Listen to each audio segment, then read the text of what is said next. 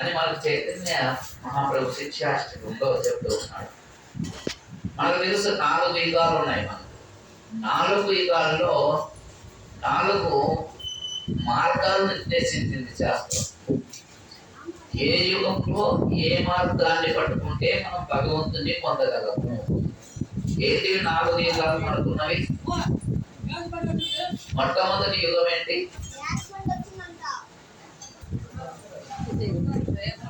కృతయుగము లేదా సత్యయుగం. రెండవది త్రేతాయుగం. 3 ద్వాపరయుగం. 4 ఇప్పుడు మనం ఏ యుగంలో ఉన్నాం? కలియుగంలో ఉన్నాం. ఇలా ఈ 4 యుగాలకు సంబంధించినటువంటి ఒక్కొక్క మార్గాన్ని, మోక్ష మార్గాన్ని శాస్త్రంలో నింపబడింది. ఏ యుగంలో నువ్వు ఏ మార్గంలో వెళ్తే త్వరగా భగవంతుని పొందగలవు, మోక్షాన్ని చేరగలవు అని బ్రహ్మవైవర్తన పురాణంలో చెప్పబడింది. కృతేచ జాయతో విష్ణు త్రేతాయాం యజతో మకః ద్వాపరే పరిచర్యాయాం కలౌ హరి సంకీర్తన. ఏం చెప్తుంది అంటే కృతేచ జాయతో విష్ణు, కృతయుగంలో విష్ణు భగవానుడిని ధ్యానించడం ద్వారా, అంటే తపస్సు ఆచరించడం ద్వారా మోక్షాన్ని పొందుతామంట. త్రేతాయాం యజతో మకః, త్రేతాయుగంలో యజ్ఞయాగాలు ఆచరించడం ద్వారా మోక్షాన్ని త్వరగా పొందుతామంట. ద్వాపరే పరిచర్యాయాం, ద్వాపర యుగంలో శ్రీకృష్ణ భగవాన్ యొక్క విగ్రహాన్ని అర్చించడం ద్వారా, పూజించడం ద్వారా మోక్షాన్ని పొందుతామంట. కలౌ హరి సంకీర్తన. ఈ కలియుగంలో శ్రీహరి ఆ యొక్క నారాయణుడి యొక్క, విష్ణువు యొక్క నామాలను జపించడం ద్వారానే మోక్షాన్ని పొందుతామంట. అంత విశేషమైనటువంటి నామం యొక్క వైభవాన్ని మనకు బ్రహ్మవైవర్తన పురాణంలో చెప్పబడింది. అలానే శ్రీమద్ భాగవతాన్ని శ్రవణం చేయడం ద్వారా కూడా మోక్షాన్ని పొందవచ్చు. భాగవతంలో భగవానుడు చెప్పాడు, వ్యాస భగవానుడు, శృణతాం సుఖతః కృష్ణ పుణ్య శ్రవణ కీర్తన హృది అంతఃస్త్రోణి అవద్రాణి నిత్యం భాగవత సేవయ. మన అందరి హృదయాల్లో ఒక భయం ఉన్నది. ఏంటా భయం? ఇక్కడ నాకు భయమే లేదని వాళ్ళు చేయొద్దండి. ఏంటి ఎవరు ఎత్తట్లేదు అంటే అందరికీ భయం ఉన్నది. ఏంటా భయం? మరణ భయం ఉంది. నేను తప్పలే, నువ్వు భయపడ్డా వస్తుంది, భయపడకపోయినా వస్తుంది. ఇది కాకుండా ఇంకో భయం వస్తుంది. ఏంటా భయము? అజ్ఞానం భయం ఎందుకు ఏంటి? అది మూఢత్వం అవుతుంది. జ్ఞానం లేకపోవడం భయం కాదు, వాడు ఇంకా ధైర్యంగా ఉంటాడు. జ్ఞానం ఉన్నవాడికి అయ్యో భగవంతుడు ఉన్నాడు చూస్తున్నాడు అనేటువంటి జ్ఞానం ఉండి వాడికి భయం ఉంటుంది. అజ్ఞానంలో ఉన్నవాడికి భయమే ఉండదు, నేనే దేవుడిని అంటాడు వాడు. కాబట్టి అజ్ఞానం అనేది భయం కాదు, భయాన్ని పోగొట్టేది. అంటే భయం పోగొట్టదు, అది ఒక మూఢత్వంలో తీసుకెళ్తుంది జీవన్కి. ఇక్కడ ఇది కాకుండా ఇంకో భయం ఉన్నది ఈ లోకంలో. ఏంటది? నెక్స్ట్ సెకండ్ ఏమవుతుంది? నెక్స్ట్ సెకండ్ తర్వాత నా పరిస్థితి ఏంటి? రేపు పొద్దున నేను ముసలివాడిని, కాళ్ళు చేతులు కదలలేకుండా మంచంలో పడి ఉంటే నా పరిస్థితి ఏంటి? నాకు తిండి ఎవరు పెడతారు? నా తిప్పులు ఎవరు చూస్తారు? నాకంటూ బ్యాంకులో కనీసం కొంత బ్యాంక్ బ్యాలెన్స్ ₹1,00,00,000 లేకపోతే మా కూడలు తిండి పెడుతుందా లేదా? నా కొడుకు నన్ను ఇంట్లో కాండిస్తాడా లేదా? నాకంటూ సొంత ఇల్లు లేకపోతే నా పరిస్థితి ఏంటి? ఈ విధమైన భయం ఉన్నదా లేదా? జీవితకాలము ఎందుకు కష్టపడుతున్నాడే అంటే చరమాంతంలో అంటూ ఇంటూ నా పేరు మీద ఏదంటే దానికోసమైనా చూస్తారు కొడుకు కోడలు అని ఆశతోటే కదా. ఆ భయమే చరమాంతం, నాకేమవుతుంది, నన్ను భగవంతుడు చూసుకుంటాడు అంటే ఇప్పుడు కష్టపడతామా మనము? కష్టపడము. ఆ భయం కోసమే మనం అన్ని చేస్తూ ఉన్నాం ఇక్కడ. ఆ భయాన్ని పోగొట్టేటువంటి మార్గము వ్యాసుడు భాగవతంలో చెప్పారు. అదేంటయ్యా అంటే నష్టప్రాయేషు అవత్రేషు నిత్యం భాగవత సేవయా. నీకు ఏదైతే రేపటి రోజున నా పరిస్థితి ఏంటి, తర్వాత నిమిషం ఏమవుతుంది అనేటువంటి ఒక భయం జీవుణ్ణి అనుక్షణం వేధిస్తూ వెంటాడుతూ ఉంటుందంట. ఆ పోగొట్టేటువంటి అటువంటి భయాన్ని పోగొట్టేటువంటి మార్గము ఏంటయ్యా అంటే నిత్యం భాగవత సేవయా. ప్రతిరోజు ఎవరైతే భాగవతాన్ని సేవిస్తూ ఉంటారో, సేవించడం అంటే గ్లాస్లో మనం అప్పుడప్పుడు నిమ్మకాయ పంచదార కలుపుతూ తిరగొట్టుకుని తాగుతాం కదా, అలా కాదు. సేవించడం అంటే భాగవతాన్ని పఠించడం లేదా శ్రవణం చేయడం. భాగవతాన్ని చదవడం కంటే కూడా వినటం ఎక్కువ పుణ్యం అని చెప్పేసి మనకు శాస్త్రం చెప్తుంది. భాగవతంలోనే చెప్తుంది, శృణతాం స్వతః కృష్ణ. భగవంతుడి యొక్క కథను ఇంటనే ఎక్కువ పుణ్యం అని చెప్తుంది. శృణతాం స్వతః కృష్ణ పుణ్యశ్రవణ కీర్తన. అలా శ్రవణం చేయడం అనేది అన్ని పుణ్యాలకెల్లా ఉత్తమోత్తమైనటువంటి పుణ్యం అంట. కానీ ఈ లోకంలో చూడండి, జీవుడికి వినాలి అంటే ఎక్కడ లేని బాధ, చెప్పాలి అని అందరికి ఆసక్తి ఉంటుంది. ఈ లోకంలో గురువుని ఆశ్రయించయ్యా అంటే ఎవరు సిద్ధంగా లేరు. అందరూ గురువు అవ్వాలని ప్రయత్నిస్తారు తప్ప నేను శిష్యుడిగా, ఒక మంచి శిష్యుడిగా ఉండాలని ఎవరికి ఉండదు.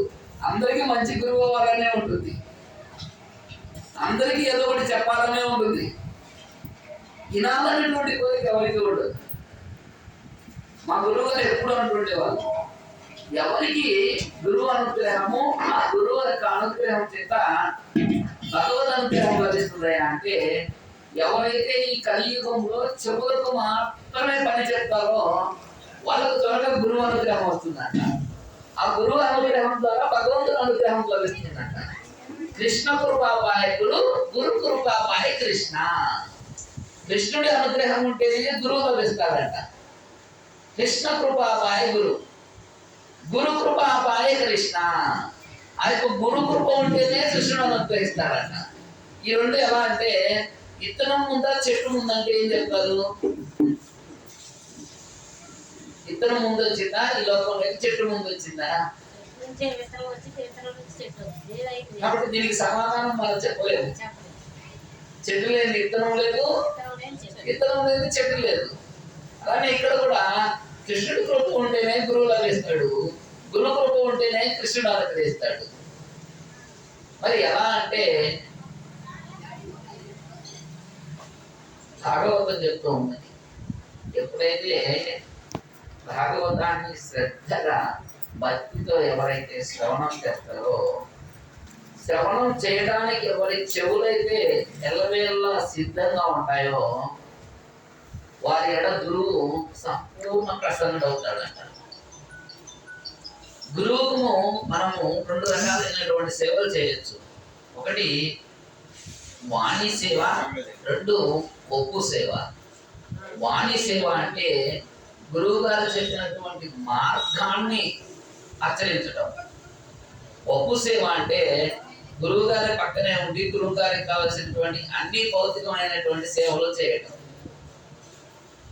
ఈ రెండింటిలో ఏది గొప్పది అంటే వాణి సేవ చాలా గొప్పది.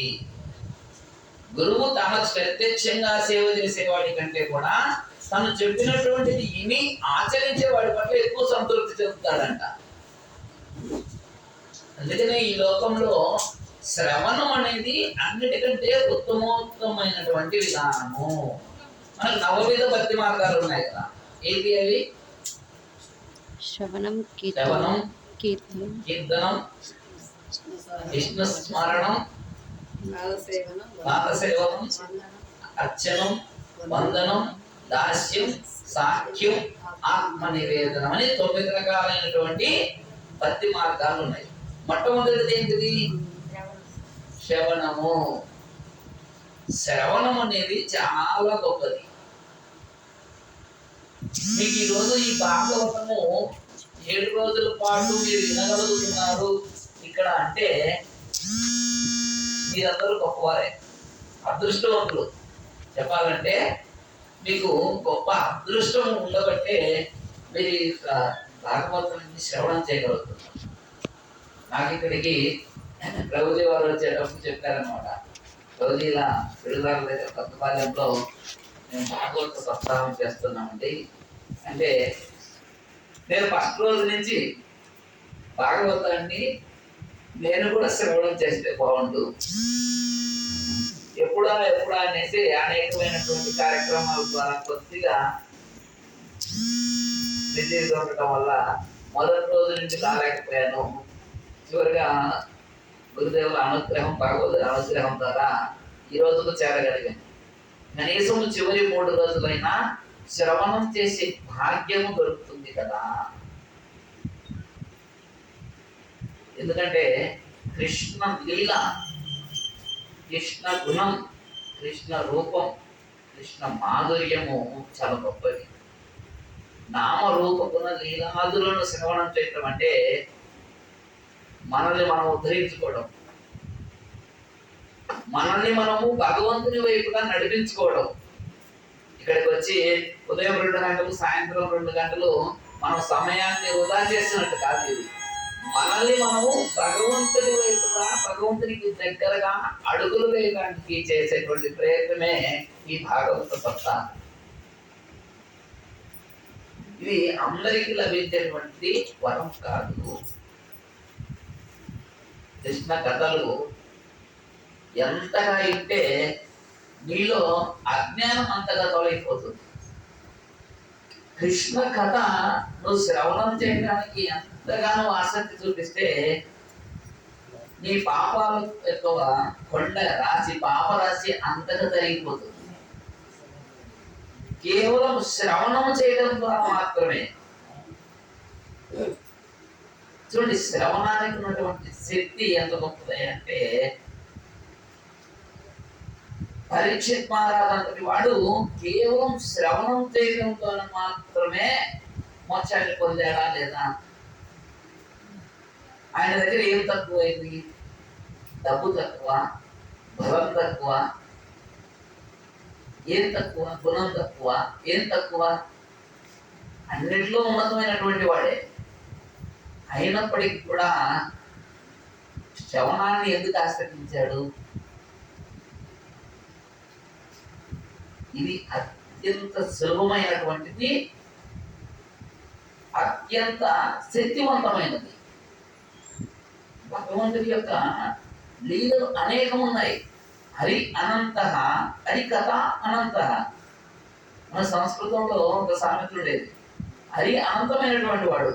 ఎంతవరకు హరిని పరిధి అంటే ఎవరు వర్ణించలేదు, ఏ శాస్త్రమో చెప్పలేదు ఇంతవరకు హరి పరిధి. మనకు పల్నాడు ప్రాంతం ఎంతవరకు అంటే చెప్పొచ్చు, ఇన్ని మండలాలు కలిపి పల్నాడు జిల్లా అంటే. గుంటూరు జిల్లా ఎంతవరకు అంటే చెప్పొచ్చు, ఆంధ్ర రాష్ట్రం ఎంతవరకు అంటే చెప్పొచ్చు. అలా హరి ఎంతవరకు అయ్యా అంటే ఏ శాస్త్రం వర్ణించలేదు. హరి అనంత. బ్రహ్మ కూడా చెప్పలేకపోయాడంట. ఈశ్వర పరమా కృష్ణ సచ్చిదానంద విగ్రహ ఆదిర్ గోవింద సర్వకారణ కారణం. బ్రహ్మ అంటున్నాడు, అయ్యా ఈ భగవంతుడి గురించి వర్ణించడం నా వల్ల కాదు. ఈశ్వర పరమా కృష్ణ సచ్చిదానంద విగ్రహ, ఆయన గురించి చెప్పడము ఎవరికి సాధ్యపడదు అంటున్నాడు. ఎందుకంటే ఆదిర్ గోవింద. మనం అనాది అనే పదాన్ని ఎక్కడ వాడతాం? సాధారణంగా ఎప్పుడు వాడతాం? అనాది. ఎప్పుడు మొదలైందో, ఎప్పుడు పుట్టిందో తెలవందాన్ని, చాలా పాతకాలం నుంచి ఉన్నదాన్ని అనాది అంటాం. ఈ లోకంలో మొట్టమొదటిగా వచ్చినటువంటి వాడు బ్రహ్మ. అటువంటి ఆ బ్రహ్మే అంటున్నాడు, కృష్ణుడు ఎప్పటి నుంచి ఉన్నాడయ్యా అంటే అనాదిగా ఉన్నాడయ్యా అంటున్నాడు. ఆది నుంచి ఉన్నవాడయ్యా. గోవింద, గోవింద అనేటువంటి నామంతో పిలువబడుతున్నాడు. ఆది గోవింద. ఈయన ఏమేం చేస్తుంటాడయ్యా అంటే సర్వకారణ కారణం. అన్ని కారణాలకు ఆయనే కారణమవుతుందంట. ఇక్కడ ఈ సప్తాహం ఏర్పాటు చేయబడటానికి కారణము ఆయనే. ఈ సప్తాహంలో మనం అందరూ పాల్గొనడానికి కారణం ఆయనే. ఇక్కడ జరిగే ప్రతిదానికి, మన జీవితంలో జరిగే ప్రతిదానికి కారణం ఆయనే. ఈ విషయం చెప్పింది ఎవరు? బ్రహ్మ చెప్పాడు. బ్రహ్మ సంహితలో 5వ అధ్యాయం మొట్టమొదటి శ్లోకం. అనాది ఆది గోవింద సర్వకారణ కారణం. మన జీవితంలో జరిగే అన్ని కారణాలకు ఆయన కారణాభూతుడు. మరి అన్ని కారణాలకు ఆయనే కారణాభూతులైనప్పుడు మనకు ఎందుకు ఒక్కోసారి మనకు జరిగేటువంటి వచ్చేటువంటి ఫలితాలు కొన్ని మంచి ఫలితాలు వస్తున్నాయి, కొన్ని వ్యతిరేకంగా వస్తున్నాయి. అంటే కృష్ణుడు మన మీద పగబట్టాడా? బ్రహ్మ అంటున్నాడు అన్ని కారణాలకు ఆయనే కారణాభూతుడు అంటున్నాడు. మరి మనకు వచ్చేటువంటి ఫలితాలేమో కొన్ని నెగటివ్ గా ఉంటున్నాయి, కొన్ని పాజిటివ్ గా ఉంటున్నాయి. అంటే కృష్ణుడు పక్షపాత? అవునా? ఏదో నొప్పండి, ఇతను నొప్పండి, ఇతను నొప్పండి కదా? కాదు కదా? మరి ఎందుకు ఇలా జరుగుతున్నాయి? కర్మను తప్పిస్తానని భగవంతుడు అంటు. నువ్వు చేసుకున్నది, నువ్వు గోదావరికి ఎంత చింపు తీసుకెళ్తే అన్ని నీళ్ళే వస్తాయి. నువ్వు చిన్న గ్లాస్ తీసుకెళ్ళి నాకు కడవడి నీళ్ళు రాలేదని ఇంటికి వచ్చి ఏడిస్తే ఉపయోగం లేదు. నీకు ఎన్ని నీళ్లు కావాలో అంత అంత పాత్ర నువ్వు ముందే తీసుకెళ్ళాలి. అంతేగాని చిన్న గ్లాస్ తీసుకెళ్ళి అయ్యో ఇంటికి వచ్చి నాకు బిందె గోదావరి నీళ్ళు రాలేదని ఏడిస్తే ఉపయోగం లేదు. మనం ఎంత పుణ్యం, ఎంత సుకృతి చేసుకుంటే అంతే ఈ లోకంలో అనుభవించగలము. ఎంతగా నువ్వు భగవంతుడి యొక్క లీలను శ్రవణం చేస్తావో ఆ శ్రవణమే నీ యొక్క పుణ్యరాశి, ఆ శ్రవణమే నీ పుణ్య బ్యాంకు బ్యాలెన్స్.